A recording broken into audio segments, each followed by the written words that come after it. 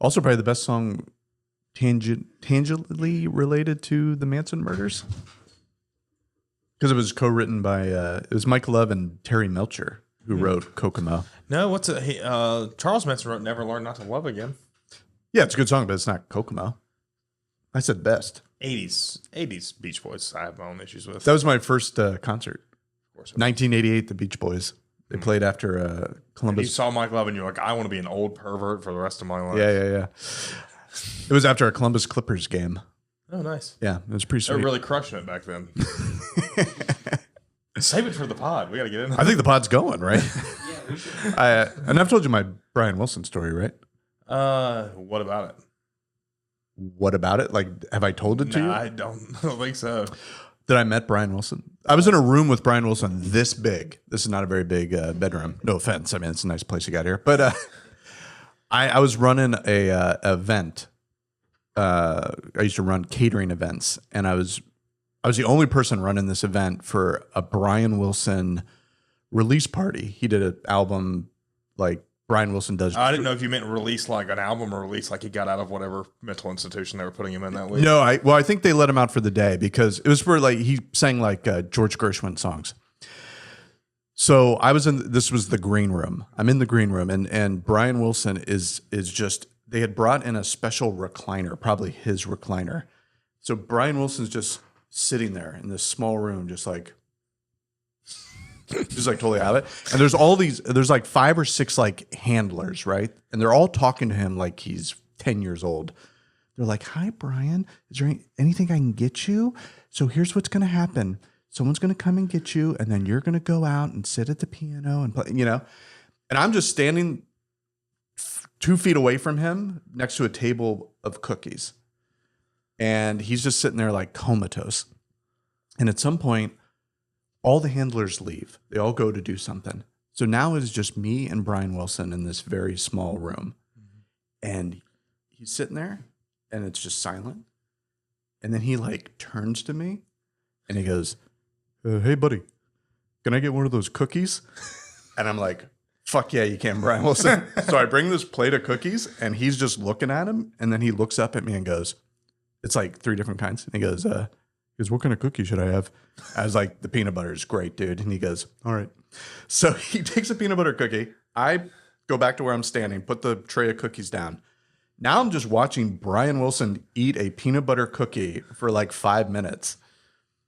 And then the handle of the door starts to shake, and he immediately puts the cookie in the napkin and shoves it into the recliner and then looks at me. And I'm like, "Yeah, 100%, dude." So we both go back to the way we were. I had like a legit moment with Brian Wilson. Why would they freak out if you had cookies? Because he probably had like diabetes or something. He probably had like, you know, or I don't think they want him making any decisions whatsoever, you know. It'd be hilarious if you had like a peanut butter allergy and you didn't know that and you killed Brian Wilson. You had to be interviewed on like Behind the Music or the Beach Boys and you're like, "I didn't know he couldn't have peanut butter cookies. I didn't know." And then they're like, "He was a Mike Love guy." Like he turns into a conspiracy. Exactly. All right. Welcome to Coming Monday, a podcast about Jimmy Buffett, where we dive into the myth, the mirth, and the music of James William Buffett, one song at a time. I'm your host, Mike Postelakis, and with me is my co-host, Caleb Anchors Away McGraw. How's it going, Caleb? Doing pretty good. What have you been up to this week? This week, I really had a Jimmy Buffett Friday this week. I got home, I was off work, and I started drinking at 11 a.m. Nice. And then I fell asleep at 2 and then woke up at 6 in time to go out and do comedy. Wow, that's a great way to spend your afternoon. It was a great way to spend the afternoon. I had like a similar afternoon. I'm a little I'm not 100% right now. I went to go see One Battle After Another in IMAX with a 50 milligram gummy. Oh, sick. And brother, I don't want to spoil any of the movie. Talk about One Battle After Another. Yeah, it's a great movie, and I don't want to spoil any of it. But there is this amazing sequence towards the end of the movie, also right when the gummy was like at its peak, where I was like, "This might have been a bad idea." like has its own like trippy like I don't know. You just have to go see it. It's very good. And How often do you go see movies when you're like inebriated and or?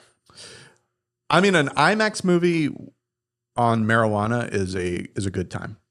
I highly recommend that. Even just like the counting of the light. I think Louis talks about it on his Comedians and Cars. That they still do that, and it's still very cool. That's cool. Yeah, but yeah, I went to the go see movies at the mall. Yeah, that's a good time. I have always been a big movie theater person. I think movie theaters are awesome. Well, I don't think they're awesome, but like I think movies are meant to be seen in movie theaters. Like whenever if you haven't seen something before, like I remember during COVID they were showing like old movies at the movies, and me and my sister went to go see The Empire Strikes Back like in a theater, and I was like, that was so much better than I remember it being because it was like in a theater. There was like the sound was coming from everywhere. The screen was huge. You got to see everything. It was so cool. It's always better in a theater and can be a different experience. Yeah.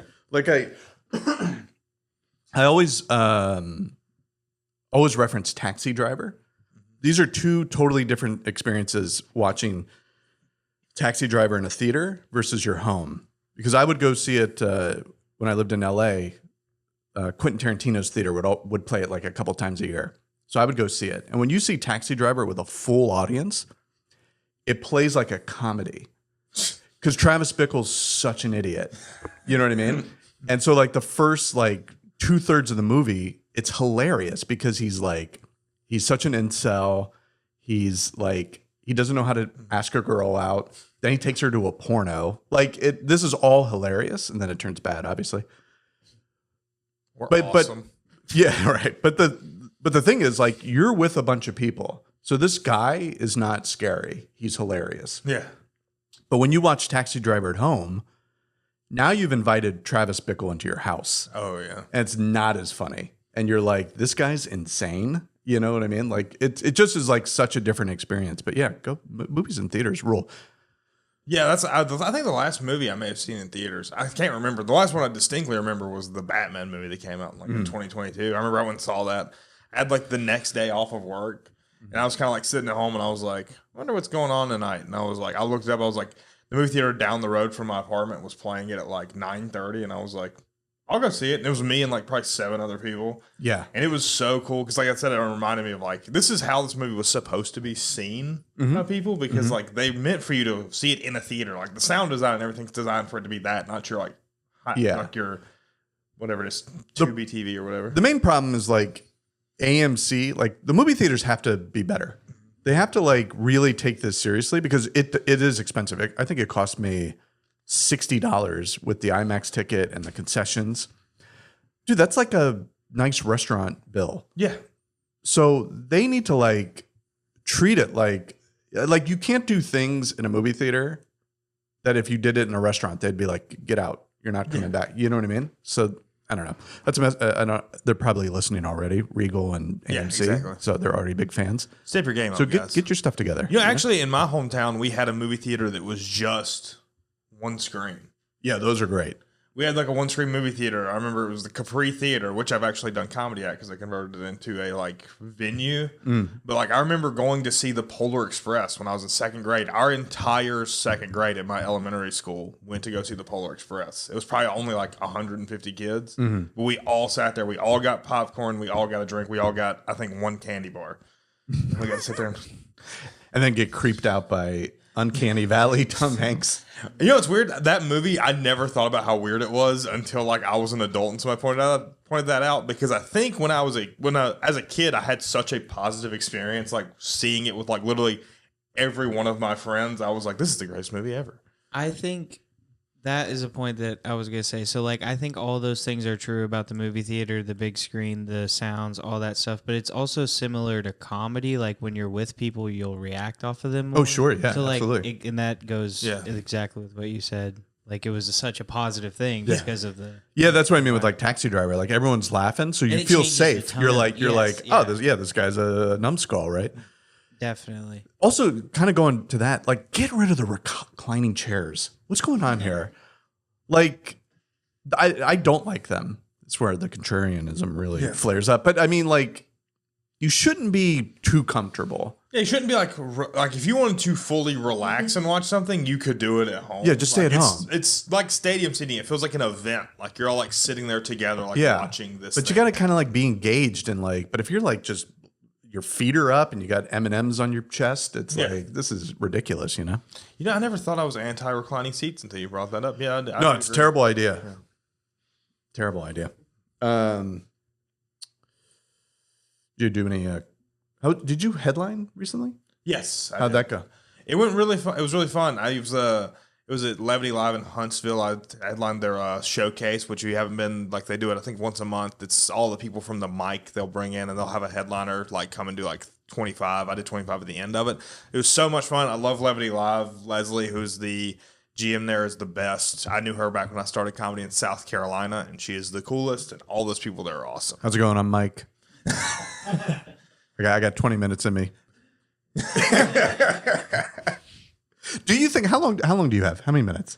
Probably. I mean, I've done 40. Yeah, I mean, I've done 40, but it's like I've done 40 a couple times. I could probably like do it. It wouldn't be the best, but I think if you wanted like wall to wall, like funny, I could probably do 30.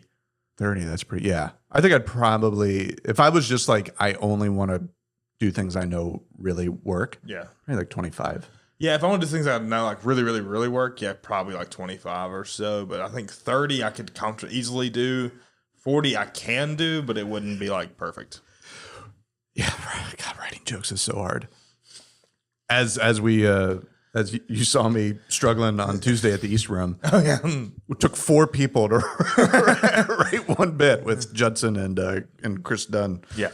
4 people to write one bit about, and it took me being like, "Hey, why don't you cut off that entire 30-second opening you were talking about?" And you were 100% right, and it did pretty well. Let's be honest, yeah, pretty well. All right. So let's get into today's song a little bit. We are doing "Love and Luck" from 1992. It's off of. It was never released off an album. This came out in 1992.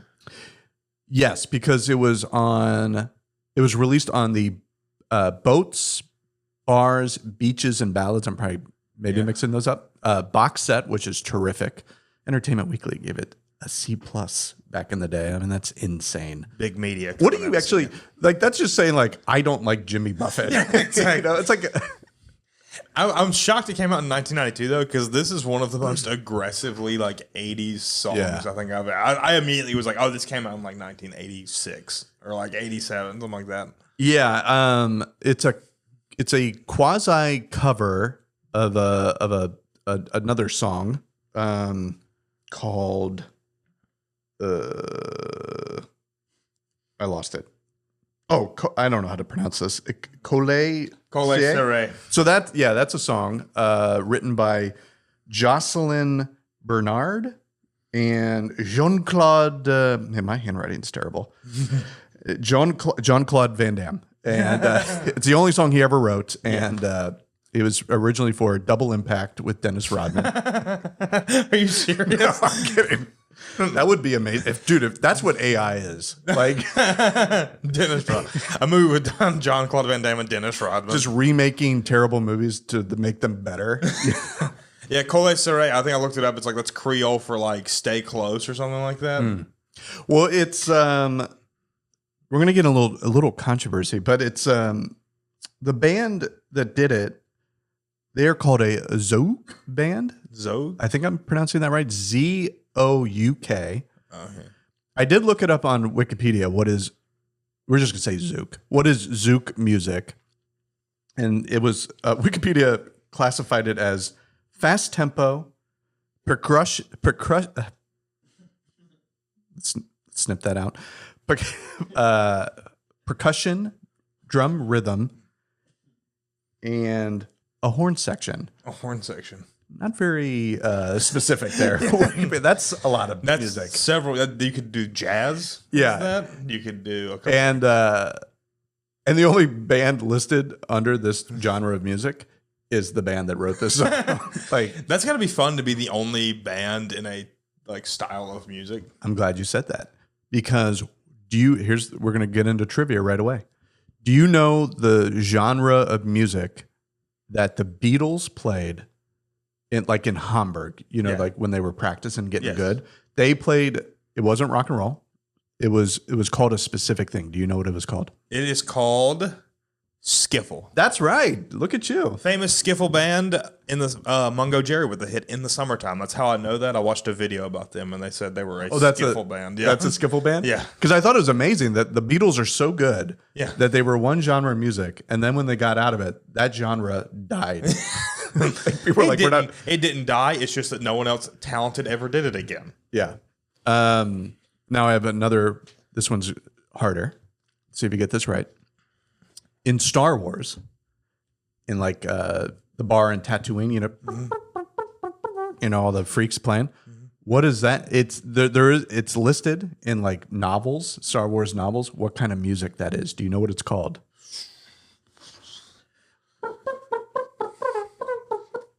I'm not a big. I don't. My roommate in college was super into Star Wars, and like he knows like the style of like fighting that like each Jedi has, but like I do not know what is it called. It's called Jizz. Jizz. Jizz. Nice. Those guys. We're going to a Jizz club tonight, baby. Yeah, saying you're going to a Jizz club here on Earth means a little something different. In Hamburg, Germany. I'm going to a Jizz club. I just was watching Family Guy recently, and I was watching the episode where they do the Star Wars like remake or whatever, and I just love that scene whenever the guys like they're like on stage and he's like, "Anybody got any requests?" And he goes, "Play that same song." Not a Family guy. Okay, so yeah, this song, it came out on that box set. The box set I think was like the second thing I owned because again I got the CD player in '91, got the greatest hits first, and then that box set came out, and brother. That's solidified the love. Oh yeah, I think at some point we should do like a Final Four and like go through the whole thing, like a Patreon, like yeah, go through everything and pick the best of those 4 CDs.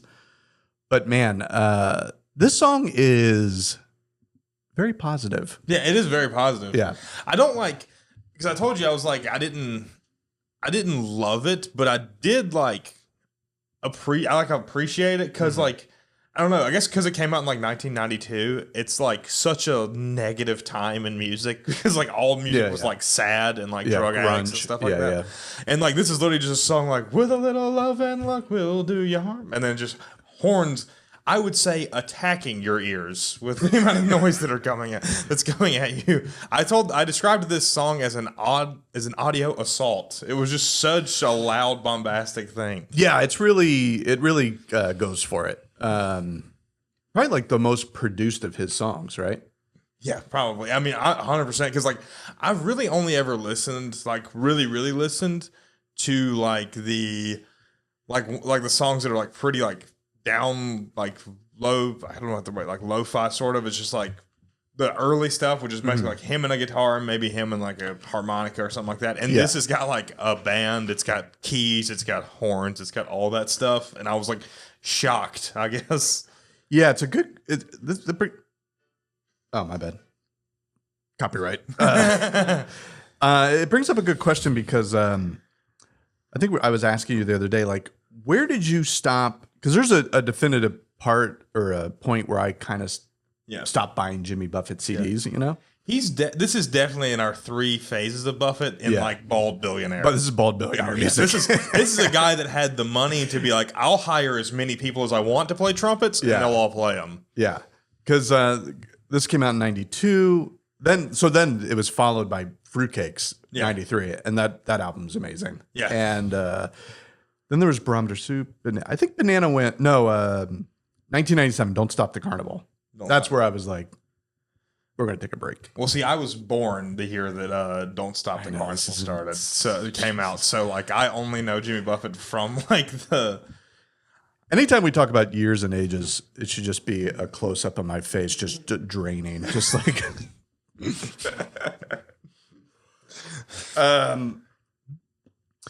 Yeah, this is, I think we would definitely qualify this as a happy drinking song. Yeah, it's a happy drinking song. Because this is like, I do remember when I would go to concerts, this would get the crowd just going. They were crazy for this song. I could see this like it's not a song you would play like with people. I think like at a party because I think they would kind of be like, what's happening? Because like you hear it and you're like if you were like at a barbecue and you just heard ba-na-na-na-na-na, you'd be like, it's like it sounds like a scene in like a Disney movie where someone's like walking down the street. It's like one of those like Disney Channel original movies, like one of those types of songs. He probably was like angling for that a little bit, right? Because there was big money in that. You know, he's in a Disney movie. Yeah, he's in Hoot. Yeah, he's like a science teacher. Mm-hmm. When we go through the movies of Jimmy Buffett, we're gonna Hoot's on there. Yeah, buddy. Hoot's on there. Gary Shandling too, right? I think there's rest in peace. There's some very weird people who have been in like decom movies and stuff like that. Yeah. I think is Gary Shandling Hoot or is he Over the Edge? I cannot remember. Yeah, I don't know.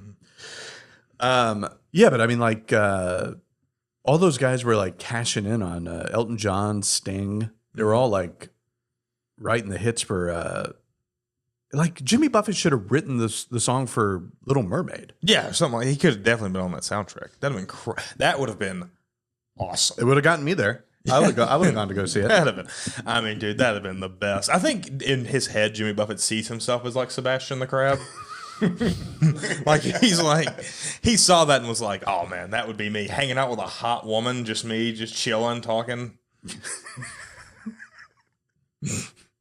discovering treasures beneath the ocean.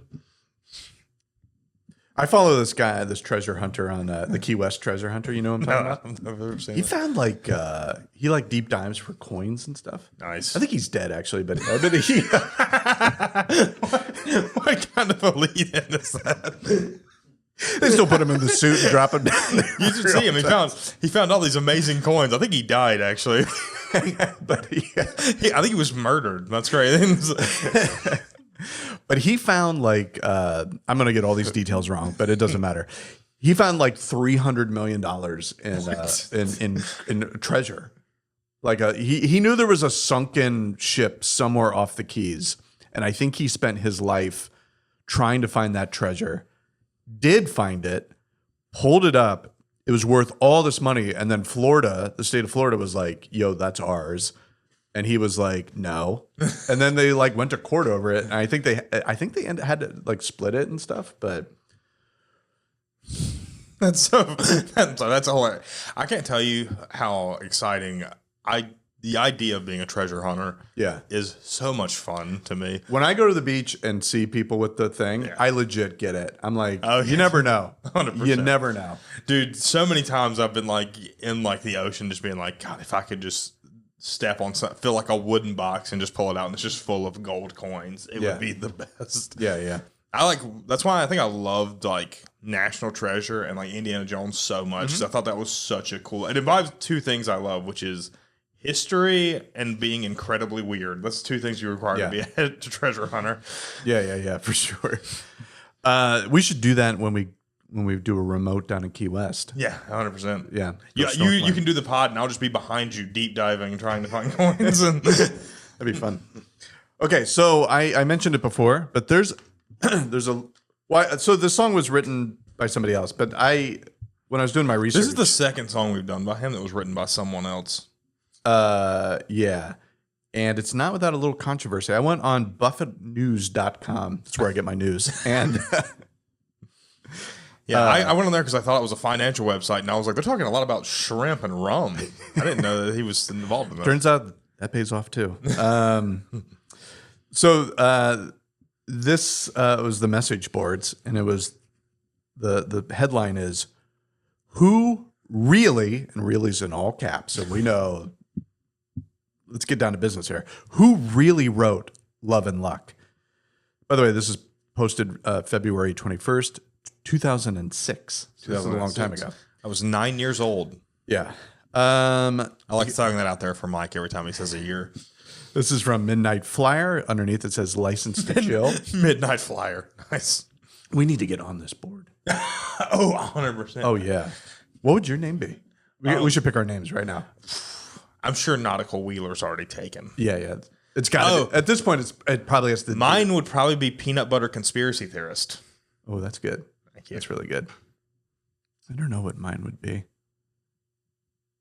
Aiden, what would your name be? Aiden, are you getting into Buffett now? I mean, you did mention you listen to Come Monday. Great tune.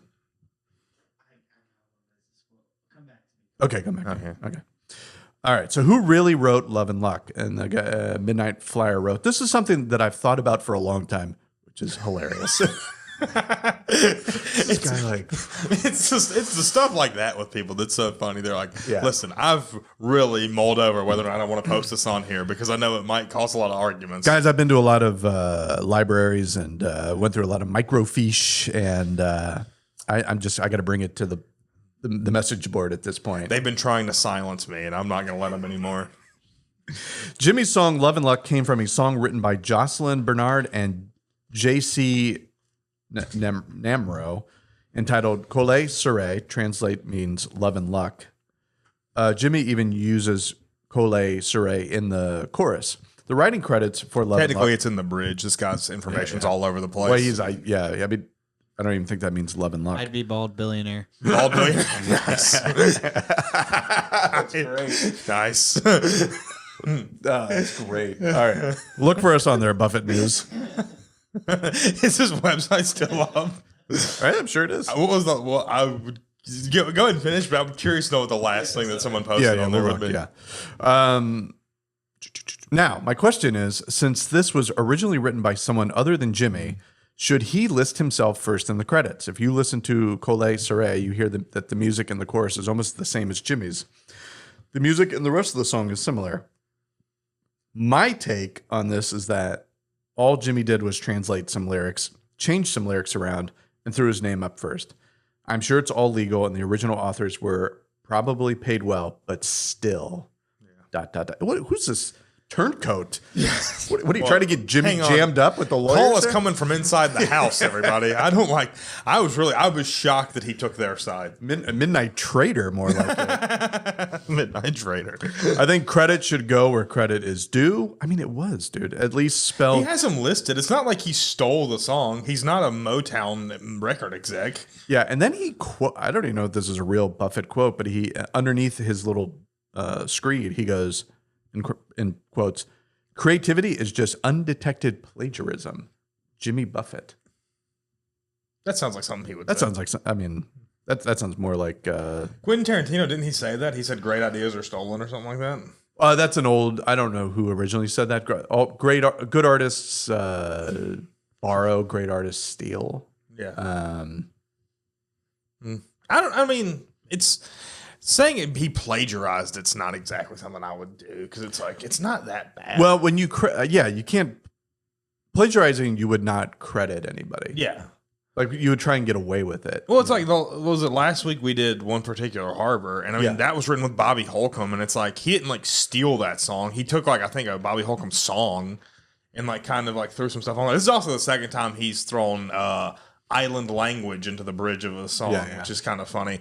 He strikes me, I wouldn't say cultural appropriation is the word, but he strikes me as a guy who says like when he goes to a Mexican restaurant, he would say like the accent on it. He'd be like, "Can I have a quesadilla?" Yeah, like all right, Jimmy. Like every white woman. Yeah, exactly. It's like, yeah, I like the guacamole. Yeah, he strikes me as the kind of guy that does that, and I'd be like, this is infuriating. Do you say, if you go to a Mexican restaurant, do you say gracias? I do not say gracias. You don't? No. I do. I do say tengo buen dia, which means have a good day. Why? I mean, okay. Why don't you say gracias then? I don't know. I think that's corny, but like I like saying tengo buen dia because I'm like, hey, like I'm with it. I'm down. I'm down for the cause. Well, unless the cause is chips and cheese, I don't really get what cause I'm down for. I love a chip and queso.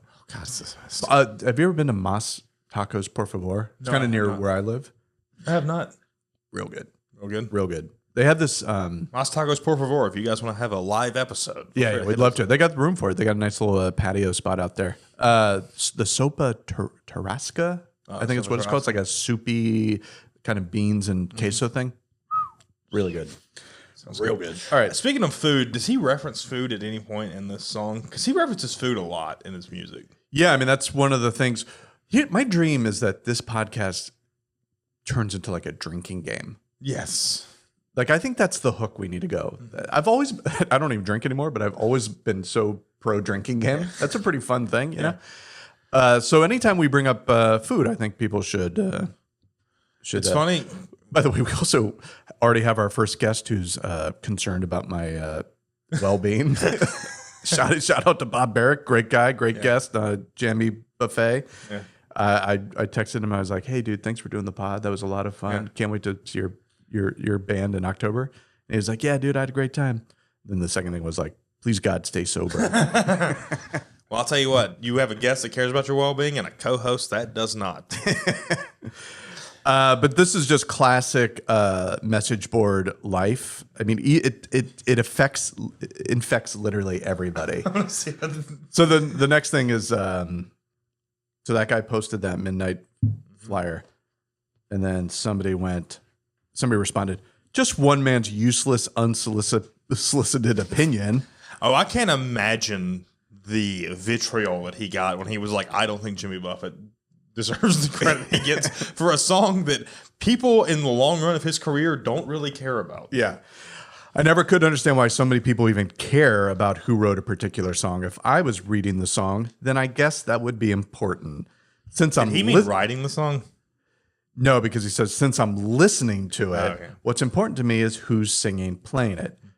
Do people who are so concerned with who writes the songs we listen to also care about who has written the screenplay for a movie? Yeah, I mean, that is kind of a big thing. People are into that. That's not a great take. Or how about the name of the farmer who supplied the beef that their chef is cooking for them? I hate to look in this guy's fridge. That's all. This guy seems like he's got issues. Next person. I admit you can count me in that group. I should qualify my answer, though, by saying that I don't really follow things like who wrote songs. Although I appreciate the knowledge, I'm usually just happy to experience the song. I'm not going to go through all these responses. How many comments were 4 pages worth of responses? 4 pages. And it does end up in bickering. It does end up like people calling back other people, being like, "Oh, you don't care who wrote a song?" Oh, really? Nautical Wheeler? You think this is 20 years ago? We've been literally at each other's throats for decades now. Unfortunate. Yeah. Both wings of the parrot head community, just going at are there factions of parrot heads? I feel like there has to be. There's factions of deadheads. There has to be factions of parrot heads. Yeah. Which one are we? Should we be all like? What's better for the pod that we're? I think we need to be down the middle. We're like a news source, just right down the middle. Call it like we see it. Yeah. Actually, since my parents were parrot heads, I guess I'm a parrot head hatchling. Yeah. Jimmy was dividing the parrot heads even back then. At the end, it says for those of you computer literate parrot heads out there, stick this CD in your computer. Oh wow! Yeah. Nice. What's that off of? Where The end of the song. The end of the song. That's what I see for the lyrics. Nice. No, I wonder what's at the end. Wonder what's on it's like a CD-ROM. Yeah. Wonder what's on it. Do you think he had anything to do with the computer stuff, or he had a guy do that? Oh, he had a guy. Yeah, he had a guy. That must have been awesome. Jimmy's too busy surfing and fishing and growing up salmon to be on the Grilled up computer. salmon and grilled up shrimp and then freezing it and sitting at the supermarkets. So yeah, we like I said, this was like a really this was like a party song. Oh yeah, I do remember it being played by me and my buddies when we'd be like crushing a few, and then it made me think of like when you were in high school. You drank in high school, yeah? Yeah, some. Just some, not a lot. Yeah, I wasn't really a partier that much in high school. I'm really not now. I'm just an alcoholic. Yeah, I mean, you were not the life of the party. Because I mean, we drank a lot in high school. And so what were your beers in high school? That's what I want to get to. High school beers. Probably get us flagged, but don't, kids, if you're listening to this, don't drink. Usually like Coors or something like that. Occasionally like when I was a kid, I thought Yingling was for rich people. Yeah. I don't know why. My dad told me that one time. Like we used to, so my sister used to do competitive cheerleading, and we would work at like the minor league baseball games to like raise money. And I remember my dad would tell me, like, I saw like Yingling and stuff, and I was like, what's that? He's like, rich people drink that. And I remember I said that when I was in college. And Rich dirtbags from Philadelphia. Exactly. Well, I think what he meant was people from up north drink that. Yeah. Well, I think he may have even said people from up north drink that, and I just assumed that meant rich Yeah, people. that's where the money is. That's crazy. I didn't know it went down south like that far. Yingling, because that didn't even come over when I was a kid. The team was an affiliate of the Red Sox, so it might have had something to do with that. Because there's a lot of people from the Northeast that would like come to the games and stuff who lived down there. It wasn't in Indiana. I remember that. Yeah, it wasn't in Ohio when I was a kid. Never heard of it. Yeah, I mean that's well, of course it didn't. They didn't have a wagon to carry it out there when you were a kid, so that didn't make of course that makes sense. Oh, I had a Saint Bernard that would run over and. That was handy. Yeah, I mean it was just kind of like, I mean, yeah, we just kind of drank whatever was available, I guess, like true dirtbags. Yeah, because we'd be specific about it. Because I was writing down, reminiscing, Red Dog beer. Have you ever had a Red Dog? No. You've heard of it? It's real. I think it's swill. Yeah. For sure. Then when I was in high school, and this I could be wrong about this, but I really feel like that's when the ice beers hit the scene. You know what I'm talking about? Smirnoff. Not so much Smirnoff, more like Natty Ice. Natty Ice. Natty When Ice. Natty Ice Heavy boys. hit Bishop Watterson High School, look out. We were drunk. Watch yourselves. Natty Ice, Bud Ice, and then our rich beers were like if somebody had a Sam Adams, we'd be like, I've never had. Look at this I've never congressman. had a Sam Adams. yeah. I mean, I don't think maybe I had one in high school. I don't even like the logo. Mm. You know what I mean? And then like Labatt Blue would be exotic. Yeah, Labatt Blue. Like Canadian beer. And then I think when it finally got into like we found Steel Reserves, Yeah. that's when the scene turned dark. Because Steel Reserve is, don't fuck with that shit, man. That's that more is maybe college, but I just remember having like a dishwasher job at Damon's, the place for ribs. One of the worst jobs I ever had. But they also didn't. It was my buddy and I. Mark had it. We were both the dishwashers, and they didn't care if we drank. So we would drink Steel Reserves, and that's the only thing that could get me through that shift. Was a malt liquor. Oh, we'd get so crunked up, man. That's so funny. Oh man, I didn't really start drinking like hardcore until I got into college. Those were good times. Damn, Steel Reserves is 8.1%. It's dude, it'll f you up I for was sure. gonna say the Natty Ice is high. That's PG-13 podcast, 5.9, Mike. but Yeah, sorry. I mean, beep that. But I You dropped 7.5 bombs when you were talking about your high school drinking stories. I think you love drinking. You just don't want to admit it to yourself. I do. I mean, I'm pro everything. I'm pro drinking. I'm pro drugs. I just had to stop, and the stopping took like 12, 13 years. But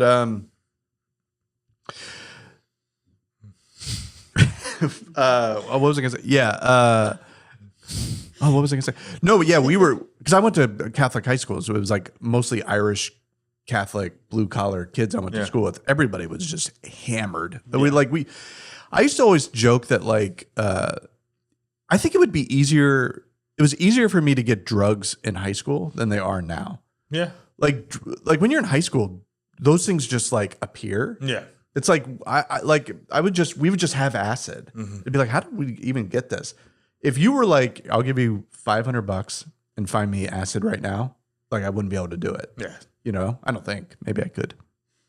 I think we know a few comics that could probably get us. With the people I now associate with doing comedy, I definitely probably have. Yeah, I think I think you're right, but for a high school, those are people I wouldn't want to talk to though. So that would be, you pay me $500 to reach out to someone who I've never talked to in person before, even though I see them every week. Also, those particular comics don't last long in the scene. They tend to drop off. Yeah, because you shouldn't do there's so many people that smoke so much weed, and I'm like, I can't actually think of a worse drug to do stand-up comedy on. I know. It's something that makes you think about like everybody. Yeah, I mean, I think about literally everything you're doing. Yeah, the couple times that I've done it, and at Holistic, I remember just on the mic once, And it was like, I think I had like a good set at like Grandpa or something. And I was like, I'll go hang out at Holistic. Must have been a long time ago. Holistic Connection? Yeah. Oh, okay. And I had like a THC drink and I lost my mind. I had a guy, we were doing a show one time, a guy had THC drink, and I guess he just didn't think about like what was in it, and he like passed out. It was the craziest. Like he didn't like pass out, but he was kind of like, you could tell that like it messed him up in a way that he wasn't prepared for. Yeah, it was not good. And I did pretty well. I finished my time, so yeah, consummate professional. Didn't talk about it on stage. I was up there, and it's like trying to tell jokes that stink, and then also having like this running monologue in your head, like this is terrible. They hate you. How long you been up here? You know, like oh my god, what a nightmare. All right. Final thoughts on the song? Where are we at, by the way? You are. Oh yeah, we're cooking. We're doing pretty good. It is. I think this song, while it is a fun listen, it's a tough like. As somebody like me who like has friends who don't listen to Jimmy Buffett, it's a tough sell to be like, we should listen to this one because I mean it starts out hot and it only gets steamier. I mean it's just horns and like fast percussive drums and horns and all that stuff and fast tempos. Yeah, this is one that I would bury on. I don't even think it's on my playlist. But speaking of playlists, yes, we're going to start a Spotify playlist for the Coming Monday pod where we just keep adding each song that we do. So it'll be only a 3-song playlist at this point, but check us out on Spotify. Mm-hmm. Also, if you have any idea how to upload a podcast video to Spotify, write in. Yeah. Because trying to work things out with the producer here, but it's okay. Hayden, you look like you were going to say something. Any thoughts on the song? I just loved how you said bombastic earlier. Bombastic? I was going to try to sneak one in, but What did I say? Bombastic? I think. Listen, I have a communications degree. I'd like to throw some words out there. Also, shoot us an email. I set up an email for the pod at comingmondaypod@gmail.com. Send us whatever you got. Send us your favorite song. Send us a great story of a concert you went to. If you were Midnight Flyer on the message board and you still got some bones to pick about who wrote what, drop us a line. Midnight Flyer, if you're out there on your houseboat, go ahead and send us something in. And find us on, we're going to get on buffettnews.com. Find us on buffettnews.com. I tried to post on it. Turns out I went on warrenbuffettnews.com. They were a little different. They didn't really care much for what I had to say. Yeah, all right, Parrot Heads. I think that wraps up this one. You got anything else, Aiden? I can show you after. Okay, all right. Great. All right, great content. Appreciate that. Watch the video on YouTube. Yeah, and check out our next episode coming Monday. Like, subscribe, everything else.